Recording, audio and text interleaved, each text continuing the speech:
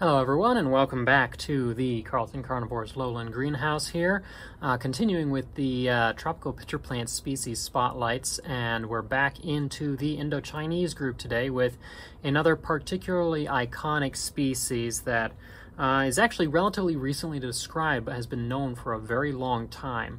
The first collections of this species may have been as far back as 1904, so over 120 years previously, but it was only described in kind of the early teens, so 2011, 2012, somewhere around there, and that is Nepenthes bokorensis. This guy is, my plant is kind of small right now because the big vine that it used to have died back, and it's now producing some new basils that are taking over. This is a species that is, as far as we know right now, a Cambodian endemic. It is only found currently in the Dam Reh Mountains of southern Cambodia, and I do apologize, natives there, if I have mispronounced those. Its name, of course, comes specifically from Phnom Bokor, one single mountain peak within Bokor National Park in southern Cambodia, where this species was maybe not originally collected, but is most well known, particularly because, unfortunately, that mountain and areas around it are the site currently of a lease to build basically a casino and resort system there. So some of the most famous populations of this species have been bulldozed or are currently at risk by human development for our entertainment. Yay. There is the possibility, though, Cambodia and Laos and all the other areas there have historically been under a lot of very unstable government, a lot of military issues there, so it's been a place that has not been particularly safe for exploration or research into the natural world. So several new species might even pop out of those mountains, and the range of this species might actually prove to be a lot wider than is currently accepted, because simply the mountains really haven't been explored. But as of right now, the few populations that are known of this species are kind of under threat. It is a kind of lowland to intermediate grower. It grows from, on that mountain at least, between 800 and 1,000 meters in elevation, so roughly 2,000 to about 3,500 feet. It may grow at similar or lower elevations elsewhere in those mountains, and its preference is for relatively open, particularly grassland type clearings that experience marked seasons like most of the habitats within Indochina. Like a lot of its relatives, and if you look at the shape of these pictures, you might be able to guess some of its relatives, thorelii, campotiana, concandana, smilesii. This is part of the Pyrophydae group, species that have adapted to extreme changes in the seasons there, from extreme wet seasons, the monsoons that run through, to dry seasons and wildfire. So in the dry season, these guys will die back sometimes, especially when fire goes through, and resprout from their very, very thick root systems. They actually store a lot of their energy down in those thick storage roots. The species itself, when it's in its active growth season, can reach a couple of meters in length. It has relatively oblong, moderately thin, but broader than a lot of its relatives, oblong leaves, and distinct for this species especially compared to a lot of its relatives is that the leaves are glabrous. A lot of its relatives, concandana, smilesii, campotiana, and such, they have some amount of hair, an indumentum, over the surface of the plant. That may either be permanent, it stays on the parts of the plant all throughout that plant's life, or it might be caducous. Those hairs are on there when the structures are first developing, but then they disappear, they fall off once the leaves and pitchers and such are mature. On bokorensis, pretty much the only place where that indumentum actually sticks around is on the tendrils. It stays a little bit fuzzy there, and you might get a mild indumentum as well on the pitchers that sticks around. But the actual leaves are nice, smooth, and relatively shiny. The lower pitchers, as you can see here, can sometimes be developed on pretty long tendrils. And they are fairly distinct even among Indochinese species, because the shape overall is relatively similar to a lot of their relatives. They can grow up to about 25 centimeters tall, so 8 to 10 inches, and they develop kind of a globular or globose, bulbous, ovular basal third to half, and then they develop a very distinctive hip, and above that it becomes either inverse infundibular, so reverse funnel shaped, or cylindrical up to the mouth. They have very broad fringed wings, and then the peristome, especially on mature pitchers, is notably thick, rounded, and sometimes has crenellations, so little crimp marks along the outside edge. And then the most distinctive thing about this species might be its lid, held up on a kind of a tall neck of the peristome there, and it is what is described as vaulted, so it has kind of a keel that runs down the middle of the lid, and on either side it's kind of dome-shaped. So that is a very distinctive trait of this species, that dome-shaped lid and the thick peristome. In many of its hybrids, you will actually see that pass on as well.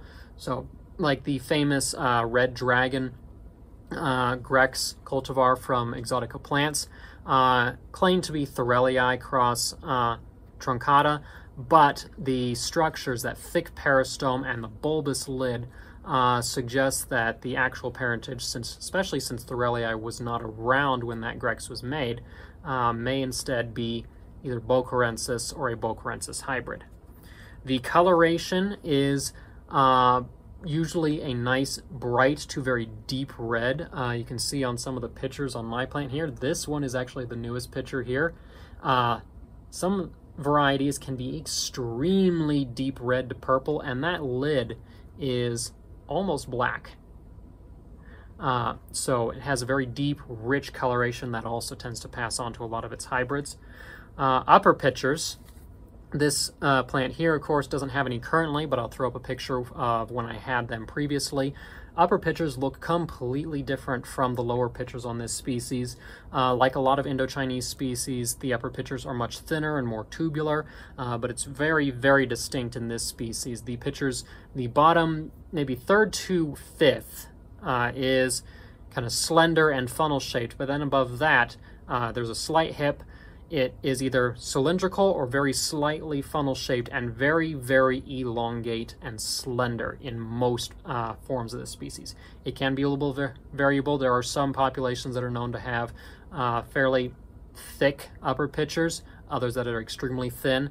And then, of course, as it's developing, the top of that is topped by that domed lid, which of course has resulted in a lot of internet videos making fun of this plant for how phallic it looks. When that lid opens, though, of course, it reveals that thick peristome, just like the lower pitchers have, but without the wings running down the front of the pitcher. The coloration is also usually very, very different, much lighter in color, either kind of this tannish or light red, sometimes creamy coloration. And the peristome, rather than being a nice, like, deep, solid red coloration or mildly striped, in uppers is often very heavily striped, which is something that you don't see often in a lot of the other Indochinese species either. And again, a trait that you can find in a lot of its hybrids. But that peristome, very thick, often very striped, and then sitting underneath that domed lid that often has a lot of red coloration underneath. So it's a very distinctive plant. Looks, you take all of those traits together and it's easily told apart from its closest relatives like Smilesii and Campotiana. Campotiana especially is fairly similar to especially the lower pitchers because it can have kind of that same bulbous peristome and kind of thick, fat pitchers, but the upper pitchers are different, and of course that species usually has some form of hair on the leaves. This is a fairly easy to grow species, like a lot of its relatives. The Indochinese species are fairly straightforward, given a couple distinctive things that you have to give them. Because this is a bit of a higher elevation species, kind of like Smilesii, than a lot of the relatives, which are very, very lowland coastal plants. this is one that actually can tolerate, maybe even appreciate slightly cooler conditions. So it can tolerate, of course, very, very hot conditions like other species, so between 70 to 95 degrees Fahrenheit, and especially during the growing season, the active season, up to 80-90% humidity. But it can also take cooler temperatures. So if you're in a place that is not extremely strict lowland, you might be able to get away with growing this plant in conditions where nighttime temperatures are dropping down into the upper 50s Fahrenheit. As long as you keep it humid, and of course, again, this species grows in very open environments in the wild, as long as you give them a lot of strong light to grow well. Up to full sun, the plant will tell you if it's getting too much light, because if you expose it to too much too quickly, or if it's just too bright overall, you will see the leaves start to redden and then turn blotchy and burn. If that happens, reduce the light a little bit. Not to be confused with things like edema, which is a different kind of blotchy look that forms when you're giving it too much water. With these species, like with most Nepenthes, you don't want to overwater them, but just keep the soil moderately moist, especially during the growing season.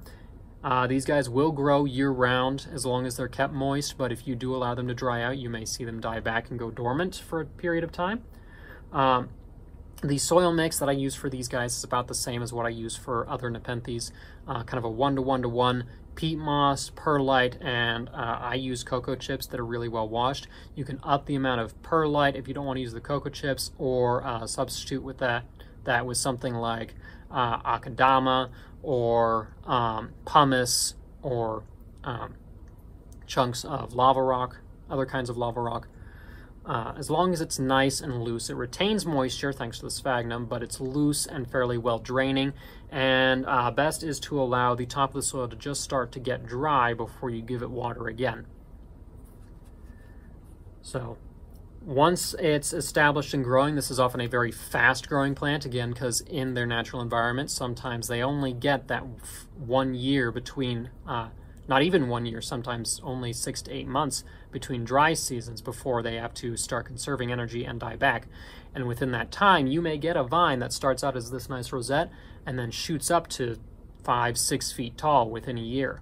They'll flower at that point, and then, depending on your conditions, may stall for just a little bit as they enter a kind of a pseudo-dormancy, or they may just die back if they're given dry conditions. And then fairly easy to propagate as well.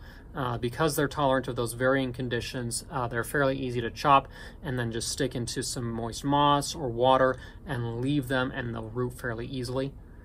This is a species that is starting to become a little bit more common in cultivation, so unlike thorelii or suritensis, some of the other species that I have, these guys are sometimes a little more easily found in on specialist nursery websites. Especially some seed-grown plants are starting to show up now because there are multiple flowering clones in cultivation, so people are able to cross them and produce species seed. Expect, of course, if you get one of those seed-grown, they will be variable. You might get plants that have this really deep red coloration in the lower pictures, or you might get one that's a bit more bright in color. It's kind of the fun of growing from seed, of course, is that variability. But that is about all that I have for this species right now. There will be a few other species on this little trek, the Species Spotlights Indochinese group, that we'll be doing in future videos in the coming months. If there is a question that you might have, if there's anything that I've missed about these plants, feel free to leave comments below the video here. If you enjoy videos like this, educational, and the wildlife adventures that I do and such, make sure to subscribe to the channel, turn on the black bell so you don't miss anything coming up. Make sure also, if you want to find more information, you can visit the website at carltoncarnivores.com, where we have the blog and database where I write out information with the animals and plants that I work with. On social media, Instagram, Facebook, and TikTok, I'm always posting little video tidbits and photos all the time of the stuff that I'm growing, the things that I find in the wild, and so on. If you would like to help support production of these videos, because the editing does take a lot of time, and especially when I do the wildlife trips, those trips are costly, consider joining as a Patreon member at patreon.com/hcarlton. Members there do get special benefits back, like early access to the videos, the monthly seed contests that I do, Things that I don't offer in my shop, you may find me offering there in seed form sometimes for special recipients each month. You can also, if you don't want to join for a monthly thing, you can do one-time donations there or at coffee. Or, of course, you can buy plants and resin gem jewelry if you're looking for baby snakes sometimes, or new pets, baby snakes. I have those available for sale on my website at carltoncarnivores.com. We do have an official automatic store system for most items there as well. The animals, of course, are for manual contact only. They aren't just through the store system, just to make sure they go to the right people. You can also simply contact me if there's other ways you'd like to donate. There's also currently our Teespring shop for merch. I will be working on putting merch up on the main store system on the website soon, though. And of course, wherever we're next at, whatever I'm filming, if I'm out traveling somewhere, see you in the next video. This is Huck and Carlton at Carlton Carnivores.